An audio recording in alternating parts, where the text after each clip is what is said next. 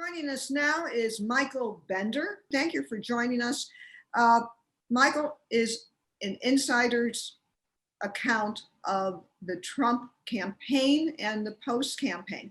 And I want to start out by reading just a passage that got a lot of attention and the paragraph before it. So a lot of you might have heard about an important quote that Michael reported, and this book is a reported book from his years of covering the Trump administration, where Trump told then Chief of Staff John Kelly, and talking about World War II with Trump, well, Hitler did a lot of things. And I know that was a standout quote, but a hot take, yeah.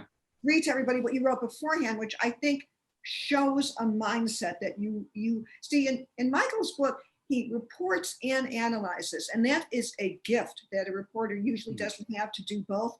You know, some days I struggle just to do one, Michael. So let me read this. Thank you, Lynn. So he's talking to then Chief of Staff Kelly. And they were talking about something. Trump's response it was about a situation having to do with the history of, I think it was a Juneteenth and law and order. Trump's response was also impaired by his stunning disregard for history, particularly compared to most other modern presidents. Senior officials described his understanding of slavery, Jim Crow, or the Black experience in general, post-Civil War, as vague to non-existent. But Trump's indifference to Black history were similar to his disregard for the history of any race, religion, or creed. Michael, in your reporting, did you find that his disregard grew during his presidency? Did he believe that ignorance actually suited him? It's a good question. I actually found the opposite, Lynn. I did a lot of reporting too on kind of pre-White House Trump, right? And I went back and I looked at his different iterations of running, and I bring that up because in 1980 he not 80 or like 87, right, ahead of the 88 race. He was hawking the art of the deal, but he basically has his first kind of campaign rally in New Hampshire. Roger Stone wants to push the book, promote the book, but Trump gives what is essentially the same rally speech he will give for the next 40 years, praising the Ayatollah in Iran, and Gorbachev, and it's not China, but it's Japan, as the country that's making America's leaders look stupid, and his battles with back and forth with the media in 2000 he's saying the same things. Like he was sort of dismissed all along as a charlatan and as a showman and always just trying to promote himself. I don't know that it was necessarily distinctive in Trump's mind. I mean, when I went back and the videos I watched, the interviews I read, it felt to me that what I watched in 2015 and 2016. I mean, I think he was thinking about running in 2000. I think he was really thinking about running in 2012. So that's a long way to say Trump is kind of the same person all the way along, right? And especially some of these racial issues he obviously latches onto in 2012. I document this in the book too, when he's pushing birtherism. It's Sean Hannity who picks it up and mentions. I pulled transcripts from the show. He mentions it night after night after night for weeks back then, and so Trump sees what the media is talking about and latches onto that.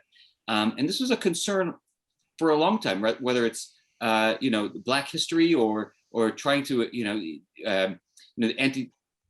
fully put to rest questions about anti-Semitism. We see that again as a through line through the book here, and I have reporting in there that in the run up to January 6th, General Mark Milley asked other members of the administration if some of the people that Trump was bringing in at the end of those at the end of his term had ties to neo-Nazis. So there's people around him who think he's long had a kind of wink and nod to this extreme, this extremist part of the Republican Party. Can I follow up with you on that, Mike? And thanks again for being Hi, with Laura. us tonight. Hi, how are you? So how do you square this ignorance about African American history, Jim Crow? Sounds like even just a disregard for it, with his very intentional push and claim during both campaigns that he had deep Black support. He was also very aggressive about making sure he had African Americans surrounding him, bringing them to the White House, and Latinos as well. How do you square those two images? And then would you, based on your reporting and your perceptions of who he is, do you think he's a racist? Well, maybe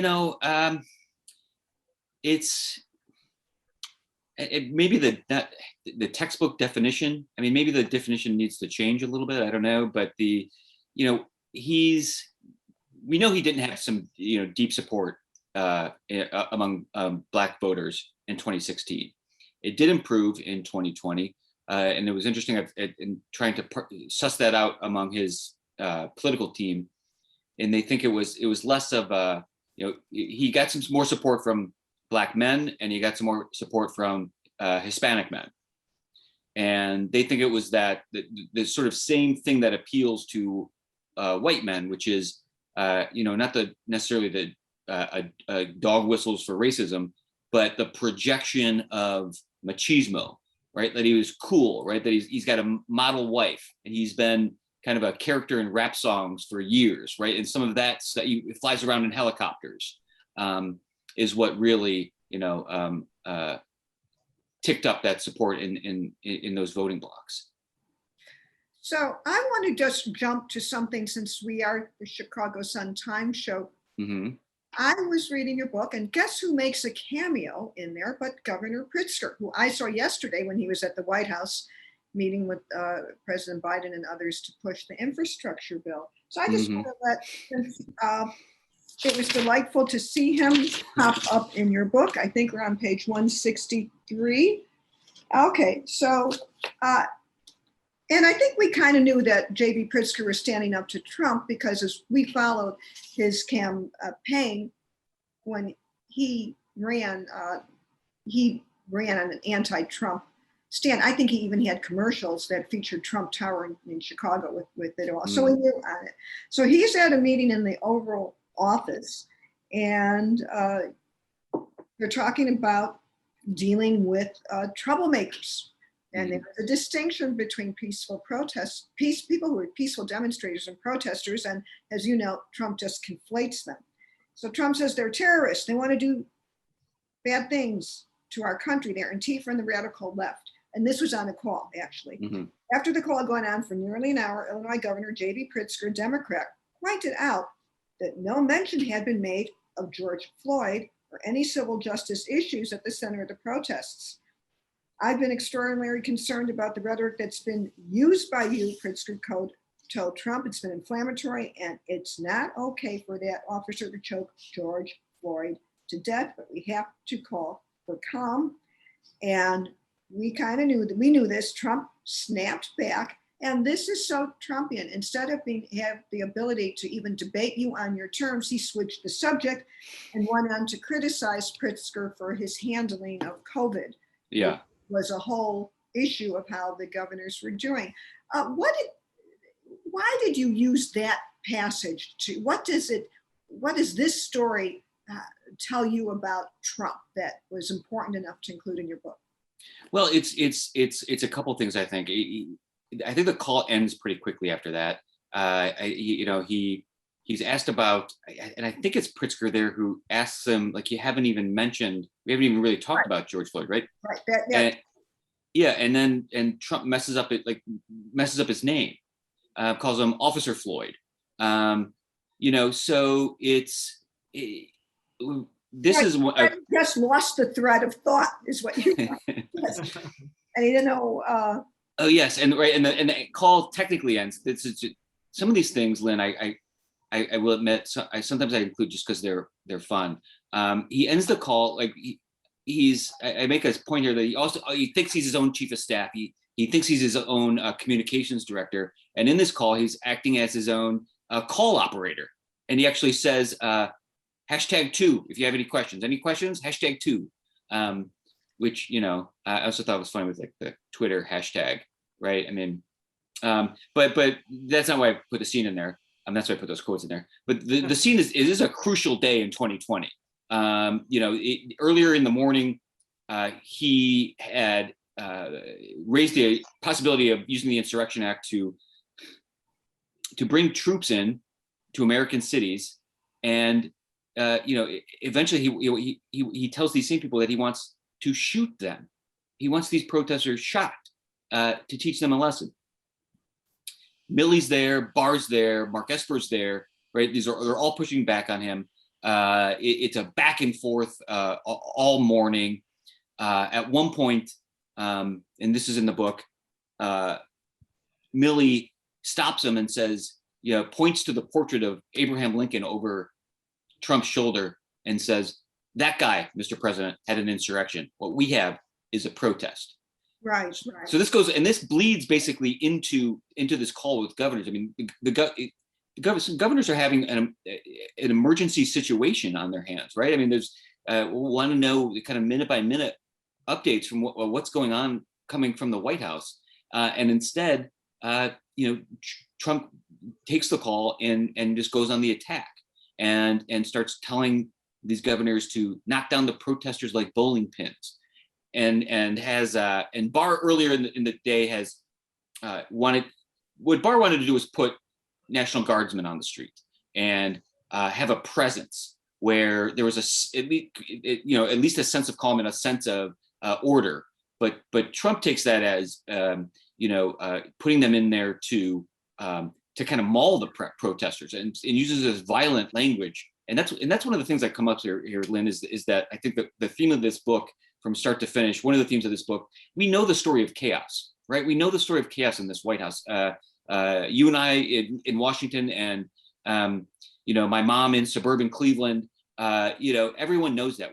This is not a book about chaos. This is a book about how the people around Trump thought he was dangerous for the country and thought he had turned violent in a desperate attempt to hold on to power. And this is just one of the important moments to illustrate some of that. So this is a very important book, but you kind of brought up something in your book, and maybe you know what I'm going to do or not. So one of the things that Bender is somebody who Trump did talk to through the years. And so I could say, I wouldn't bring this up on my own, but since you write about it, he writes about, and we know Trump likes people who come from central casting. So you write about how when you're interviewing with you say the key to my relationship with the president is my hair. Now, everybody who's watching, look at Michael Bender's hair. Okay, judge for yourself what it is that President Trump liked. You have that beautiful head. He's not wrong about everything, Lynn. He's not wrong about everything. Okay. He said, "Overly unruly auburn mop atop my head, which I wore long enough that it confused my buttoned-up grandmother, but delighted my more spirited and extroverted grandmother." So there we go. What do you? He's jealous of his hair, Lynn. It's just that simple. Have you seen Trump's hair? I'm sure he'd love to trade his hair. Yeah, I took that as a deep compliment from someone who thinks so much about his own hair. I mean, yeah, that also is a key. But I want to get back to something of the people that surround him, because Fox News Tucker Carlson is so much in the news right now as one of the most influential people who are leading the anti-vaxxers, truth deniers, conspiracy theorists, and you include them in your book. And you write that Trump is used to calling Sean Hannity and just getting advice, but when he tried to call Tucker didn't want to talk to him, because Tucker Carlson wanted to be a talk show host, not a Trump advisor. So what do you make of, now that we're in current time, not going back in Trump's office, you have that in your mind and you knew the relationship and that he wanted to be a talk show host. What would you say he is now? Just what words would you use, and how do you analyze how he has how would you characterize his influence now? I don't know. I mean, I remember Tucker when he was starting out, I mean, as a very gifted magazine writer. I know him. I used to be on his MSNBC show all the time. It was Yeah. in person. Yeah, so he's had a quite a career already, right? I'm not sure what Tucker's up to these days, but he does make several appearances in this book, and it struck me from my reporting how often it was relayed to me that that Trump kind of always needed someone to phone to phone Tucker for him, and one of the times was Matt Gaetz at Mar-a-Lago, that they would call and Tucker would answer and then hand over the speakerphone to Trump. You know, I think it was true and not true. I do have the other. I mean, this is actually well known that Tucker's wife wanted him to go down to Mar-a-Lago and confront Trump over COVID pretty early. And you know, the interesting thing on that coda to that story is that Trump kind of ignores him. It's Trump has a tendency to kind of drill down into the details, the minutia, right, around him when things get out of control, to try to sort of exert his own control. And it's at this early beginning of COVID, and he's spending a big part of the weekend in the minutia of, you know, the Republican National Convention logos, right? Bringing it around to people and saying, shouldn't it have 5 stars? 5 stars like a hotel, right? And he didn't like that. Yeah, and the country's starting to burn all around him. It's not until he flies back to Washington and watches Tucker Carlson's show on Monday night, and Tucker rips into him on live TV that, you know, for a moment there, you know, Trump, I mean, took things seriously. There were moments along the way that Trump kind of looked like he might, you know, pivot to a more empathetic or a logical message, but that it really was just pretty fleeting. So now, Mike, you interviewed the ex-president for this book after he left office. Is that right? That's right. 2 times down in Mar-a-Lago. 2 times. Mm-hmm. Right. And the interesting thing I've been reading about all the books, I think you're like sort of the first big one to come out, but there's a whole slew of Trump books that are on the way out, and many of the authors were able to access him for interviews. Mm-hmm. Why is he talking to you? I mean, I'm sure it's a great as a reporter to get him twice, but why do you think he wants to talk to you, and what did you learn in those interviews? Good questions. He wants to give his version of things, right? I mean, he wants to be talked about. He wants to be in the headlines, and I'm not sure it matters really at the end of the day that much to him if it's a good headline or a bad headline. I mean, he told me over and over again, I hope you write a good book, but it's probably going to be a bad one, you know. And then he invited me down again, and then he invited me to dinner, and then he invited me down again, you know. And so he's talking to reporters for his shot, right? It's for his shot to get his message out, and he is very focused on his message right now, which is election fraud. I spent a few hours total in interview mode with him, and almost every question came back. The volley back from him ended up being about missing ballots in Georgia, or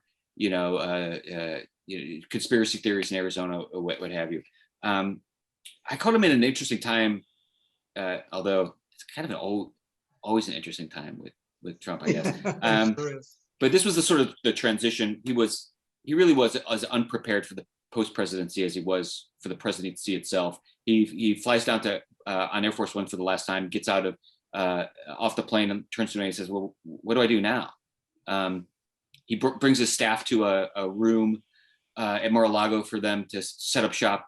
Literally, there's mattresses on the floor. The staffers have to go to Office Depot and buy desks and chairs to start up this office. But by the time I had gotten down there, he was playing golf, up to 36 holes a day. He looked like he'd lost a little bit of weight. Some color had come back to his face since he'd left the White House. It was really, I think I called it in the book, transitioning from the leader of the free world to the king of Mar-a-Lago, to the king of Palm Beach. Right. That's your final line in the book. Now he was the king of Mar-a-Lago, which kind of made it look like a sad ending, because clearly, is that what you think will be the case? Is he bouncing back? Is there a sense of, well, let me put it this way. Now, you're also right about how the most obsequious and submissive staffers are the ones that lasted the longest. Mhm. He did decide to run again, and I'll ask you that question directly, what you think in a moment. Do you think people like Kellyanne Conway would ever be there again? You're right about how he went through Brad Parscale and Stepien, but Yeah. who would really be with him of the gang? Would anyone? Yeah, I think so. I mean, that's the thing with Trump world, is that you're never really out, right? I mean, the revolving door is a very apt metaphor. Everyone is. I mean, this is in the book. He was trying to bring back Steve Bannon Yeah. to run the campaign, and Steve had a moment of clarity and said, "Hell no, I'm not." He was turned down several times, Trump, to run that campaign. But I think, I mean, Brad Parscale tried to come back in 2016, or excuse me, in 2020, after he'd been demoted, excuse me. I think Kellyanne would probably come back. So she's writing her own book. Well, I was going to say, this is, I didn't really want to mention any other books. I'm sorry. But no. Well, it'll be very interesting to see what she puts in that book and how she describes him. Here it is. Remember, we're talking to Michael, the author of this book. But it is. I will say What's different is that he's a staffer, not a journalist. So yeah, that's why I think. Yeah. No, definitely. I'm just kidding around. Mm-hmm. So do you think, Mike, he's talking about running again. Did you talk to him at all about that during the interviews? What is your take on that? I think he's going to wait until after 2022. I don't think that he's actually. I know that his team around him has tried to convince him to wait, right? Because it doesn't make a whole lot of sense, really, in any world to make a commitment one way or the other right now. Until after the midterms. Yeah. Yeah. And I think he realized that, and I'm not sure that he really. I know he keeps saying that he's made his decision, and tune in and we'll find out, and you're gonna love it and all that stuff. But I'm not gonna take him on his word on that one. I'm gonna chuck that one up to a little bit of promotional material. The way I tried to talk to him about it down in Mar-a-Lago was I was asking him about Mike Pence, and he because it seemed like that relationship maybe had frayed after January 6th. I mean, call me crazy, but like one man's life was in danger along with his family, and the other one thought that his friend had committed treason to out of an act of disloyalty to him. So I wanted to see how that was going, and they're talking, right? Like, that's out now that they were they've had a few phone calls. But what's striking to me was that they don't talk about it. They don't talk about this January 6th stuff, because I asked, the way I put it to Trump was, has Mike Pence apologized yet? I mean, if you think he's, committed this treasonous act, that surely he must want an apology before he would get on the phone with someone like Mike Pence. Surely he would demand an apology before he ran again, right? I mean, he said, and literally his answer to me is, I don't bring it up. Would you think if he decided to run in 2024 that Pence would be on the ticket? I mean, Trump was certainly leaving the door open to that. I mean, they're certainly, talking, and I want to hear from Mike Pence. Why do you take that call without Trump apologizing for what happened that day? Well, did he say what they talked about at all? If they didn't talk about January 6th, what did they talk about? Right. I think the answer to that was like election fraud, right? He brought it like everything. It really was like everything he ended up with, how he. No matter what question you asked, including what day of the week is it, the answer is the election was rigged, Michael. I mean, that's like a very slight exaggeration. I mean, it was tough. I mean, he brought me down a second time. I thought we had ended the first. This is actually kind of interesting. He ended the first interview. It's never happened to me before. I've interviewed him in Trump Tower, on Air Force One, in the Oval Office. He brings you in for half an hour and you spend an hour or an hour and a half, very purposefully. He wants you to think you spent more time and how great it was, and it's smart. This one he cut off and went into his own room, that was the night that Biden was speaking on the anniversary of the COVID lockdowns, and Trump really wanted to watch that live, which I thought was fascinating. Otherwise it was, we were talking about this one sort of story, and he wanted to go, come back down, I'll finish that story. I really want to talk to you. I really want to tell you about that. It was some Bill Barr stuff. So I wanted to hear more about that. So I came back down, and it was, he refused to talk about it at all. It was all back to Georgia and Michigan and Arizona, Pennsylvania.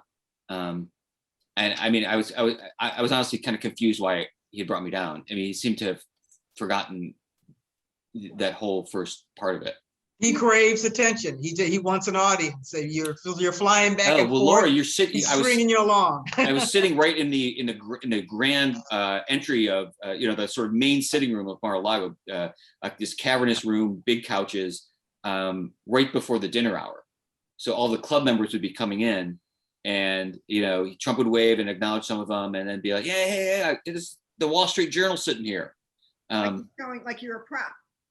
Yeah, but for what? I mean, he was the 45th president of the United States, right? Well, does that give rise to your analysis as to his mental stability? Could you comment on that, please?